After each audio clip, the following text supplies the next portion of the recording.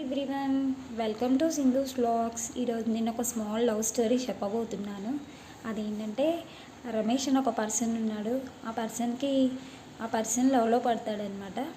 లవ్లో పడిన తర్వాత ఆ అమ్మాయితో రోజు డైలీ ఫోన్స్ మాట్లాడుతూ ఉంటే ఫ్రెండ్స్ అంటాడు, అదేంట్రా ఈ మధ్య మాట్లాడడం మానేసావు అని అడిగితే ఏం లేదు అంటాడు.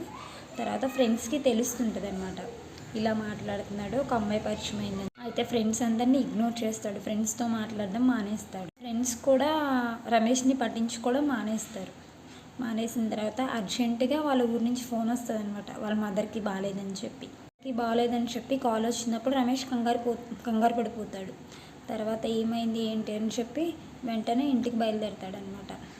ఇంటికి వెళ్ళిన తర్వాత హాస్పిటల్కి తీసుకెళ్ళిన తర్వాత డాక్టర్ చెప్తారు, సివియర్గా ఉంది సిచ్యువేషన్, ఆపరేషన్ చేయాలి లేకపోతే కష్టమని చెప్తారనమాట. వెంటనే ఫ్రెండ్స్ అందరికీ కాల్ చేస్తాడు. ఫ్రెండ్స్ అంటారు, అదేంట్రా మమ్మల్ని అడుగుతున్నావు, మాతో ఉంటున్నావా ఏంటి, నువ్వు మమ్మల్ని ఎప్పుడో ఇగ్నోర్ చేయడం మానేసావు కదా, ఒక అమ్మాయి దొరికింది కదా, అమ్మాయితో తిరుగుతున్నావు కదా, ఆ అమ్మాయిని అడుగు అని అంటారు.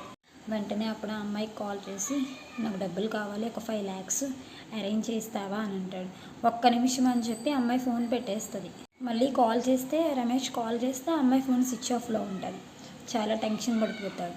అదేంటి ఫ్రెండ్స్ అన్నట్టుగాని ఈ అమ్మాయి ఏంటి ఇలా చేసింది అని చెప్పి కంగారు పడిపోతాడు అనమాట. తర్వాత ఒక 2 hours ఆ అమ్మాయి ఇంటికి వస్తుంది, రమేష్ వాళ్ళ ఇంటికి.